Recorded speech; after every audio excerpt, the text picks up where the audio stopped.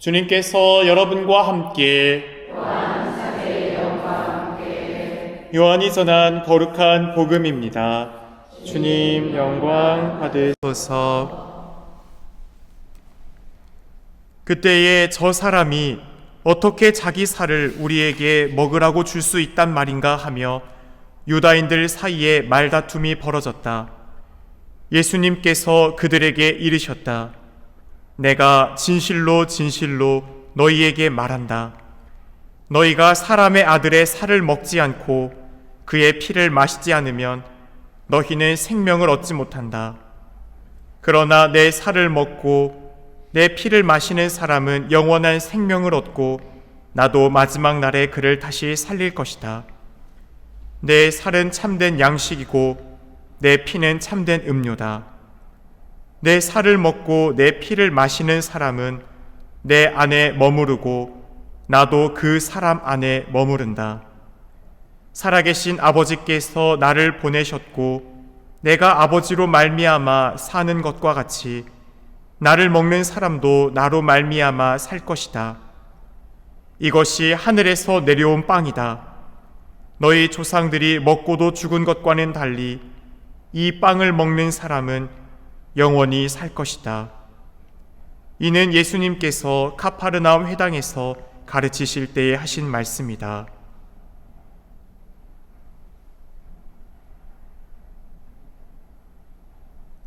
주님의 말씀입니다. 그리스도님 참여합니다. 참 예수님, 오소서 성령님, 새로나게 하소서. 사랑하는 형제 자매 여러분, 오늘 복음 요한복음 6장의 절정에 다다랐습니다. 바로 예수님께서 어제 내가 세상에 줄 생명의 빵은 살아있는 나의 살, 몸이다 라는 것을 직접적으로 언급하셨죠. 예수님께서 당신의 살과 피를 먹고 마시라고 말씀하시며 바로 성체 성사의 신비를 밝히시는 장면입니다. 저 사람이 어떻게 자기 살을 우리에게 먹으라고 줄 수 있단 말인가? 유다인들은 예수님의 말씀을 육적인 차원으로 이해하고 있기 때문에 논쟁을 벌이게 됩니다. 상식적으로 보면 당연한 반응일 수 있겠습니다. 여기서 자기 살을 누가 먹으라고 한다면 우리가 그것을 이해하기 어려워할 것입니다. 그런데 이 말씀을 듣고 있는 그들이 예수님을 향해 보여주는 반응이 또한 중요합니다. 저 사람이라는 표현입니다. 이는 예수님을 멸시하고 거부하는 마음이 드러난 언어적 표현이죠. 그분을 믿지 않고 그분의 말씀을 신뢰하지 않는 이들의 내면이 비쳐 나오는 바로 말씀이 저 사람 어떻게 그런 말을 하지? 라고 하는 표현입니다. 이런 마음이 우리 안에도 있을 때가 있습니다. 주님 정말 저희와 함께하고 계십니까? 또는 성체를 모시면서 정말 이 빵이 주님의 몸인가 하는 의구심이 들 때도 있을 겁니다. 습관처럼 성체를 받아 모시면서도 또한 마음 한구석은 참여하고 있지만 정신은 다른 데에 가 있을 때도 분명히 있겠죠. 너희가 사람의 아들의 살을 먹지 않고 그의 피를 마시지 않으면 너희는 생명을 얻지 못한다. 이 말씀에서 먹다라는 단어는 단순히 상징적인 것이 아닙니다. 원문에 사용된 헬라어 파케테는 생물학적으로 물질적인 먹음을 가르칩니다. 더 나아가서 54절에 사용되고 있는 트로케인이라는 단어는 씹는다 라는 뜻을 갖고 있습니다. 즉 예수님은 단순한 은유가 아니라 실제로 성체 안에 있는 당신의 몸과 피가 우리가 먹는다라는 행위를 통해 우리와 직접적으로 하나가 된다라는 것을 가르쳐주고 있는 겁니다. 우리는 성체를 모실 때 단순히 빵을 모시는 게 아니라 참된 하느님의 생명을 모시는 겁니다. 하느님의 생명을 모신다라는 것은 바로 구원, 영원한 생명을 우리가 누리게 되는 것입니다. 이 생명은 성체를 통해 우리 안에 채워지고 마지막 날 우리를 다시 살리는 약속이 됩니다. 우리가 성체 성사를 모시는 데 있어서 가장 근본적인 1차적인 것은 주님을 잘 모시기 위한 신심이죠. 정성이 필요합니다. 따라서 우리는 미사 1시간 전에 음식을 먹지 않죠. 물과 약을 제외한 음식을 먹지 않는 공복제를 지키고 또한 외적인 준비도 하지만 내적으로 무엇을 준비해요? 죄가 있다면 주님을 합당히 몰 수 있는 상태가 될 수 있도록 은총 상태의 지기를 누릴 수 있는 성사를 통해 깨끗함을 맞이할 수 있도록 노력하죠. 우리네 조상들은 이전에 그 전날부터 금식을 하며 깨끗한 마음으로 주님을 모시고자 하는 그런 열망이 있었습니다. 오늘날 우리들의 삶 속에서도 이 미사를 오기 전 우리네 마음의 내적, 외적 준비들은 우리는 어떠한 것들을 하고 있습니까? 정말 합당히 거룩한 주님을 내가 모실 수 있도록 우리 집에 만약에 귀빈이 온다고 하면 여러분들 어떻게 해요?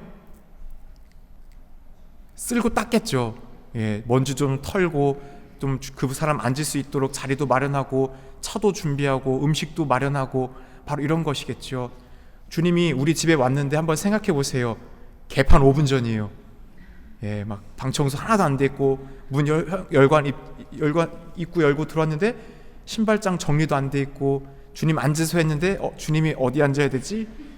이런 상황이라면 바로 그것이 하나의 비유이지만 정말 주님이 우리 안에 왔었을 때 우리 교우분들도 어느 집에 들어갔을 때 나를 깨끗하게 준비하고 환대하는 게 좋아요? 아니면 정말 준비도 없이 맞이해가지고 그냥 그렇게 내가 막 자리 찾아서 앉는 게 좋아요? 당연히 전자겠죠. 정말 주님은 그 비천하고 더럽고 정말 한없이 부족한 곳도 찾아오시죠. 분명 그분은 그 약한 곳에도 강생의 신비를 통해 높은 곳이 아니라 그 약하고 더러운 곳을 구원자로서 오시기 때문에 분명 오십니다. 하지만 우리들이 1차적으로 거룩하신 분을 모시는 데 있어서 준비도 필요한 것입니다. 그렇게 주님이 정말 참으로 향기 난다, 아름답다, 기쁘구나 라고 하며 나의 집을 방문하는 것인지, 이 집은 정말 내가 마음먹고 성전 정화를 해야겠네 라고 하면서 정말 나에게 맡겨라 하는 그 상황인지, 다시 한번 우리에게 필요한 신심, 거룩한 마음으로 주님을 모실 합당한 준비가 먼저 있는지 성체성사를 준비하며 우리들의 생각을 잘 정리할 필요가 있을 겁니다. 내 살을 먹고 내 피를 마시는 사람은 내 안에 머무르고 나도 그 사람 안에 머무른다고 했습니다. 얼마나 큰 위로가 되는 말씀입니까?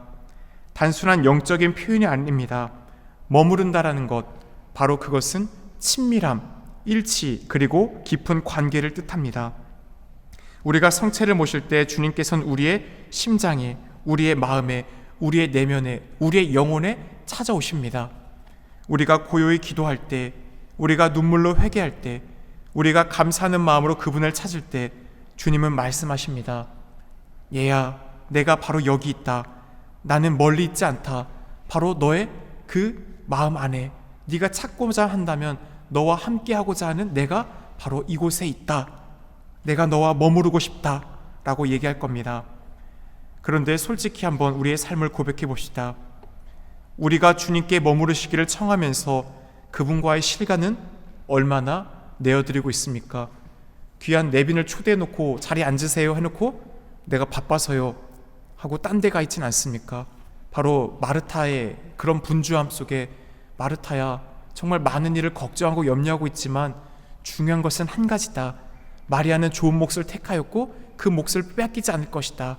그 발 아래 항상 머물러 있었던 그 마리아의 삶의 모습이 바로 우리에게 필요한 순간이 성체를 모신 순간입니다.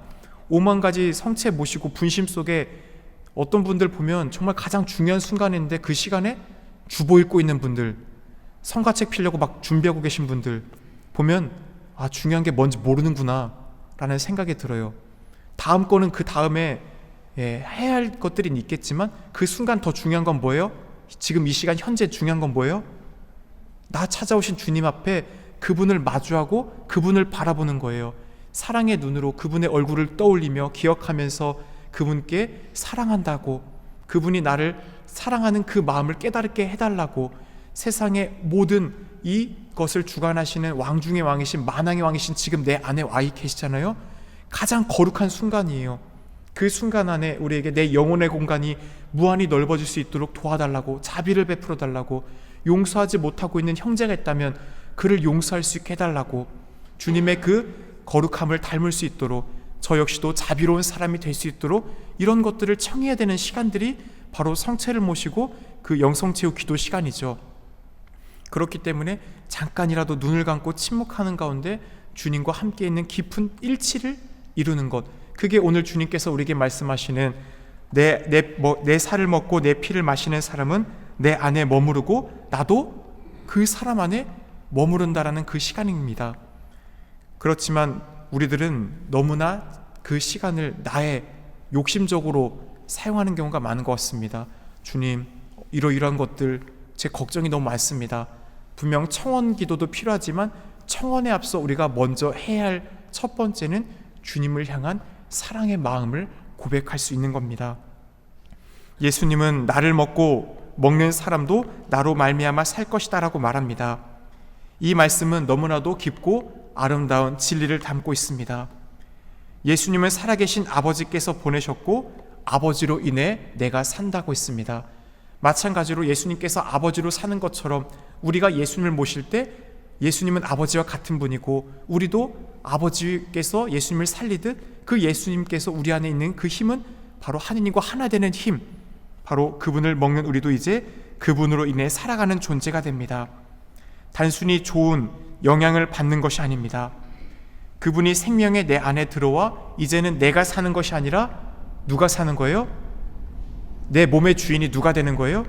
그리스도가 되는 거예요. 따라서 우리의 언행, 우리의 행동, 우리의 관계성, 나의 선택이 이제는 내 뜻이 아니라 누구의 뜻을 점점 따라가게 되는 것입니까? 그리스도의 뜻, 그리스도의 언행, 그리스도의 말, 그분의 삶을 우리가 닮을 수 있도록 그분이 우리 안에 살아갈 수 있는 힘을 받게 되는 것이 바로 나로 말미암아 살게 될 것이다 라는 것입니다. 즉 성체를 받아 모신다는 것은 그리스도처럼 살아간다라는 것을 의미합니다. 우리는 얼마나 자주 이 양식을 향한 갈망을 느낍니까? 일주일에 한 번 그 미사로도 충분한 은총을 받을 수 있지만 우리는 일주일에 한 번의 의무로서가 아니라 매일매일 그 양식을 향한 타는 목마름, 갈망이 있어야 하는 것입니다. 더불어서 성체조배와 묵상, 말씀 안에서의 기도, 이 모든 것이 우리 안에 영원한 생명을 자라나게 합니다. 오늘 복음을 묵상하며 어제 제안했던 것처럼 다시 한번 제안을 드립니다. 분주하고 바쁜 일상 속에서 또한 성체에 모실 때 정말 그 의미를 다시 깊이 생각하며 내가 이 미사에 오기 전 합당한 준비를 얼마나 하고 있는지 먼저 깊이 있는 성찰을 하고 또 미사가 끝난 후 바로 나가시지 마시고 단 5분이라도 잠깐 동안 머무르는 가운데 성체를 모시고 있는 가운데 주님은 우리가 찾고자 하면 실제로 내 안에 거하고 계시잖아요. 그렇기 때문에 단 10분, 5분, 10분이라도 성체 앞에 잠깐이라도 머물러서 조용히 머물 수 있는 시간을 가지고 나가십시오. 따라서 밖에 나가신 분들도 나가실 때 떠들면서 나가는 게 아니라 어떻게 해야 되는 거예요? 항상 내 행동이 다른 누군가에게 피해를 주지 않을까, 하느님의 거룩한 성전임을 늘 기억해야 되는 거예요. 그래서 많은 교우분들이 성전 들어오시면 친교 때문에 이곳에서 얘기하는 분들을 보게 돼요. 잠깐 긴급한 것들 얘기할 수 있겠지만 항상 마당에 나가셔서 이 성전 밖에 사무실 이 중간도 사실은 떠드는 곳이 아니에요. 이 회랑이라는 것은 어떤 공간이에요? 성과 속으로 들어오기 전에 중간 단계를 해주는 거예요. 거룩한 하느님의 집으로 더 들어오기 전에 좀 비를 피하고 내 몸가짐 정리하면서 하느님 집에 들어갈 준비를 내가 합당하게 잘 준비가 돼 있나? 이렇게 본 다음에 어떻게 하는 거예요? 이제 거룩한 아버지의 집으로 들어간다라는 의식을 하는 공간입니다. 따라서 그 안에서 사람 만나서 이야기하는 곳이 아니죠. 근데 우리 교우분들이 많은 경우 그곳에서 이렇게 대화를 하고 어떤 사무실에 일을 하느라 분주하고 혼잡할 수 있지만 한 사람이 그렇게 하기 시작하면 다 그렇게 돼요. 따라서 나부터 정말 몸다짐을 조심하고 경건한 거룩한 하느님의 집 앞이라는 것을 의식할 수 있어야겠죠. 따라서 또한 한 주간 힘이 든다면 성체 안에 주님이 계심을 믿고 성체 앞에 나아가 조배하십시오. 엘리야가 정말 거센 폭풍 후 또 불길이 아니라 잔잔한 바람 속에서 주님을 만났듯이 주님은 그 침묵 속에서 우리를 만나고 우리의 마음을 다시 한번 사랑으로 가득 채워주실 겁니다. 사랑하올 주님, 당신의 살과 피로 저희에게 영원한 생명을 주셨으니 저희가 주님 안에 머무르게 하소서. 성체의 신비를 믿고 감사하며 살아가게 하시고 저희의 말과 행동 그리고 저희의 삶 전체가 주님의 생명을 드러내는 성체적 삶이 되도록 도와주소서. 우리 주 예수 그리스도를 통하여 비나이다. 아멘.